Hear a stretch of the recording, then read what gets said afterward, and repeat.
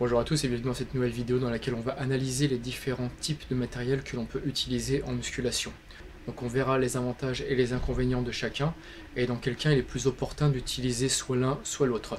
Donc on va voir les exercices à charge libre, que ce soit à la barre et aussi aux haltères, et également donc les exercices avec machine guidée ou les poulies.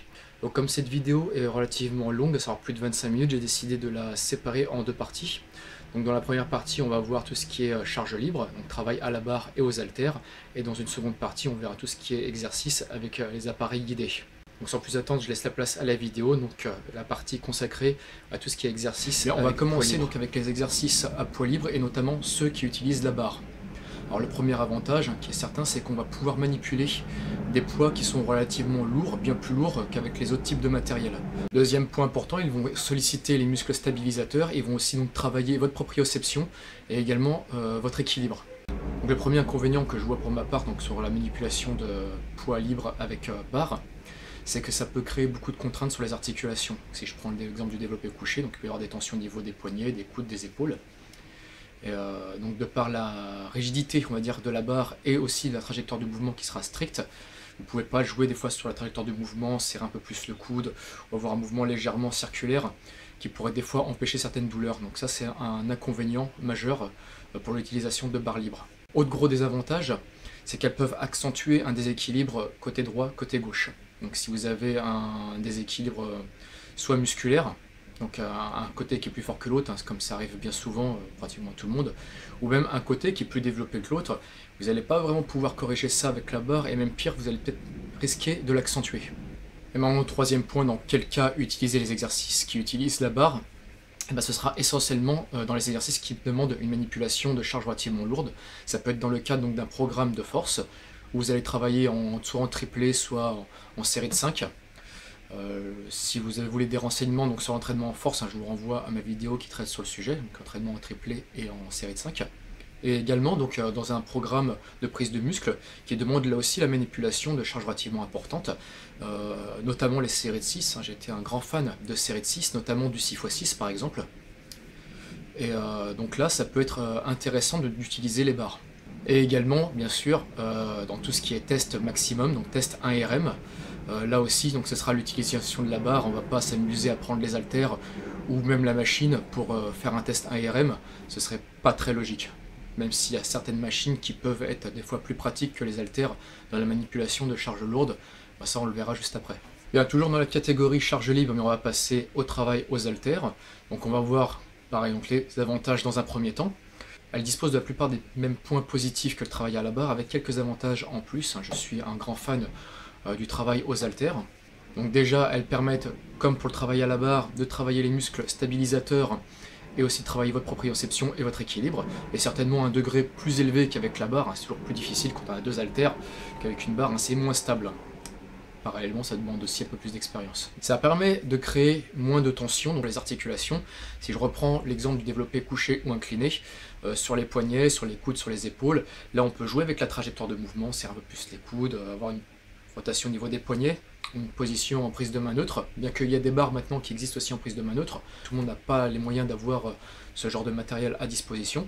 Donc si je pars sur du matériel de base, variation donc de la prise de main, donc moins rigide au niveau des articulations, et donc ça c'est un plus, hein. Ça peut être une bonne alternative quand on a des gênes sur un exercice qui utilise la barre. Elles vont permettre dans la plupart des cas un meilleur étirement et une meilleure contraction du muscle. Donc ça peut être développé pour les épaules, ça peut être aussi un rowing pour le dos ou un développé pour les pecs. Vous n'êtes pas être limité au niveau de la cage thoracique avec votre barre, surtout si vous avez une cage thoracique relativement épaisse.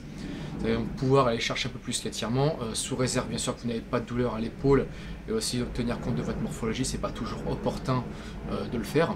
Mais en général, vous allez pouvoir bénéficier certainement d'un meilleur étirement, mais surtout, et ça ne provoquera pas de risque, d'une meilleure contraction. Donc vous pouvez avoir par exemple, pour l'exemple des pectoraux, hein, toujours, c'est ce qui me revient le plus, ce mouvement circulaire, donc le muscle pectoral est aussi abducteur du bras, pas juste un mouvement de poussée, ça va permettre donc d'aller chercher une contraction un peu plus importante en fin de mouvement. Donc ça peut être aussi intéressant. Vous pouvez également retrouver ce même avantage sur un mouvement de scieur où là vous n'allez pas être limité avec la barre, vous allez pouvoir tirer et resserrer un peu le coude pour contracter davantage les dorsaux et les fixateurs d'omoplate. Autre gros avantage qu'ils auront sur la barre, c'est qu'ils ne vont pas accentuer un déséquilibre côté droit, côté gauche, et même au contraire, ils pourraient même l'améliorer, hein, vu que les bras seront indépendants. Vous allez les pousser de la même façon. Vous pouvez même travailler en unilatéral pour vraiment améliorer cette correction. Pourquoi pas faire quelques séries de plus sur le côté le plus faible, par exemple, ou quelques séries de moins sur le côté le plus fort, si vous n'avez pas besoin de beaucoup de séries pour le développer. Donc vous allez vraiment pouvoir corriger un point faible. Il y a la problématique de l'équilibre. Si je reprends un exemple de développé à la limite pour les épaules, si vous êtes debout, vous tenez un support, mais sur un développé couché, c'est un peu plus problématique, mais c'est faisable. Mais on verra aussi que les machines seront peut-être un peu plus adaptées pour ce type de rattrapage. Mais ça reste malgré tout une solution pour une personne qui n'aurait pas beaucoup de matériel et qui s'entraîne chez soi. Les inconvénients, comme je l'ai dit, je suis un grand fan des haltères et je trouve qu'il n'y a pas beaucoup d'inconvénients. Mais j'ai pu quand même constater quelques problématiques qui peuvent être aussi une source de blessure. C'est comme je l'ai fait allusion tout à l'heure, elles vont demander un niveau d'expérience au niveau du maniement des poids un peu plus élevé, un problème de déséquilibre qui est plus important que sur une barre. Donc si vous ne maîtrisez pas correctement la barre, il y a peu de chances pour que vous maîtrisiez correctement les haltères. Et donc là, ça risque d'être une source de risque de blessure en fait. Donc il faudra faire attention sur le maniement des haltères et de bien les contrôler. Autre gros désavantage, et je pense que c'est l'inconvénient le plus majeur de la maniement des haltères, c'est que c'est pas forcément lors du mouvement que vous allez vous blesser, mais c'est pour vous mettre en place. C'est pour aller chercher les haltères quand elles sont posées au sol. C'est pour se redresser avec quand vous êtes sur un développé incliné couché. Vous allez poser les haltères sur les genoux et on se redresse. Mais ça peut créer des stress au niveau du psoas, ça peut créer des contractions. Personnellement, je me suis déjà blessé au dos à force de me redresser à répétition parce que malheureusement, je n'ai que la possibilité de m'entraîner chez moi ici. Et quand on utilise toujours le même matériel et qu'on ne dispose pas d'une variété d'exercices, on va faire toujours les mêmes choses. Si on veut travailler le groupe musculaire 2 fois dans la semaine, on va faire 2 fois les mêmes exercices, 2 fois se redresser avec des poids qui sont parfois relativement importants, enfin du moins relativement importants pour moi. Et ben au bout d'un moment, quand on a le dos un peu fragile, et ben ça peut poser des problèmes. Donc ça c'est le gros inconvénient, si on n'a pas la possibilité de lâcher les haltères pour pouvoir se redresser, je ne me vois pas faire ça chez moi, péter le sol, où je pense que je risque d'avoir des problèmes avec mes voisins. Donc si vous n'avez pas la possibilité de lâcher les haltères pour pouvoir vous redresser en toute tranquillité, ou même vous mettre en place, des fois ça peut être problématique.